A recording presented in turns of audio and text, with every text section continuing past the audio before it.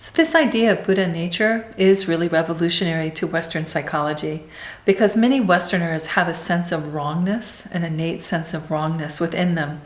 And it's really a different idea to think that your innate self is actually positive and positively connected to the divine.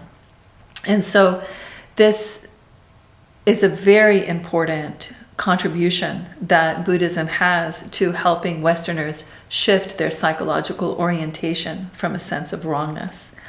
And I can tell you a story about this. I remember listening to His Holiness the Dalai Lama's main English interpreter, Geshe Thupten Jinpa, talk about the most difficult thing he had ever had to translate for His Holiness.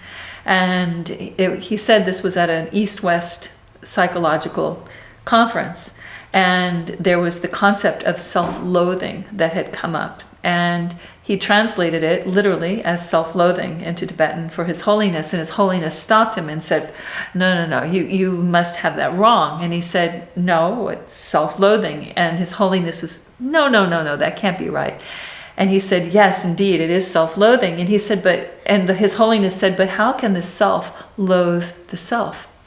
And this is a good question. And this is something that is occurring in the West that I'm not sure has occurred in the same way in other places. And this is one of the great maladies that we struggle with in the West. And this is why the encounter with Buddha nature through the concepts of applied Buddhist psychology is so helpful to people. So in terms of how applied Buddhist psychology can help us psychologically, we have the understanding about the nature of suffering. We have the understandings about the nature of personal responsibility. We have this potential shift in the way that we think about ourselves fundamentally, and really coming into an understanding of how do we learn how to stand in our Buddha nature. And Buddhism and applied Buddhist psychology offers us another tool in that direction, which is the compassionate holding of all phenomenon, including the compassionate holding of our own suffering. And in applied Buddhist psychology, we work with developing that sense of compassion in the same way that Buddhist practice in general does, which is through the encounter with ourselves in a meditative state.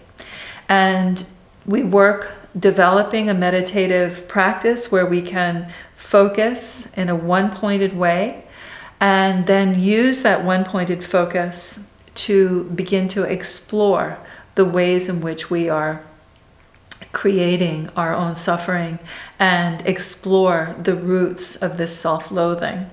And this is the first part of the meditative process I described is called shamatha meditation. The second process, wherein you're using that one-pointed focus that you've developed in shamatha to explore the roots of your suffering, is called vipassana meditation. And these are both processes that are part of the applied Buddhist psychology program, and they are processes that students learn how to move through in order to more deeply understand themselves.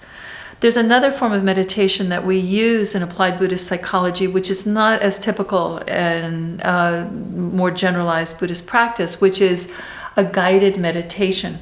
And we do have a CD called The Four Immeasurables. And those guided meditations are a very good adaptation of Buddhist principles that can be used in applied Buddhist psychology practice to help people develop a different sense of themselves by engaging with equanimity, compassion, loving kindness, and joy through these guided meditations. And this is not, again, a typical way that people might work with meditation in a generalized Buddhist practice, but it is a way that we work with it in applied Buddhist psychology, where you are following a guided meditation to help attain a certain level of realization about the nature of the self.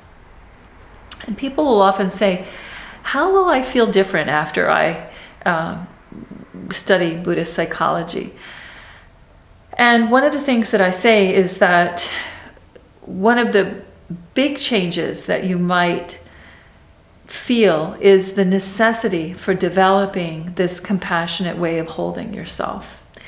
And when you begin to understand the consequences of your actions in a new way, you begin to take actions that are based in a compassionate way of thinking about yourself and others, and actions that develop a more compassionate view of oneself and others. And this helps people really get serious about thinking about themselves in a negative way, to think about what the consequences of that might be, and to think about the potentials of developing kindness, tolerance, patience, and bringing these practices into a shift in the way that we think about ourselves psychologically. This is very, very important.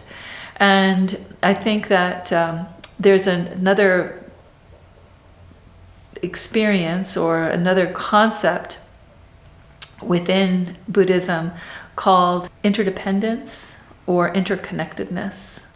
And as we develop this compassionate holding for ourselves and others, we begin to see the connections between ourselves and others in new ways. And as we feel this sense of connectivity through this compassionate holding, this helps us step out of the sense of disconnectedness that we as Westerners feel, this deep psychological sense of separateness and isolation that Buddhists in the East do not necessarily experience, and that Westerners in the West often report. And so I really think that one of the reasons that people who are Buddhist practitioners in the East don't feel this sense of isolation and this disconnectedness is because they are really working with the way in which compassionate holding of all phenomenon helps facilitate the realization of how everything is connected. And as Westerners step out of this sense of isolation, as they step out of this place of moving away from themselves and others and into this concept of this interconnectedness, they begin to feel a support, and their psychology begins to shift a bit. So these are all the ways in which applied Buddhist psychology can help Westerners step out of a sense of self that is perhaps painful or isolated, and where they can step into a real strong sense of connection with their own goodness and their own depth of self that is nourishing and beneficial and life-changing.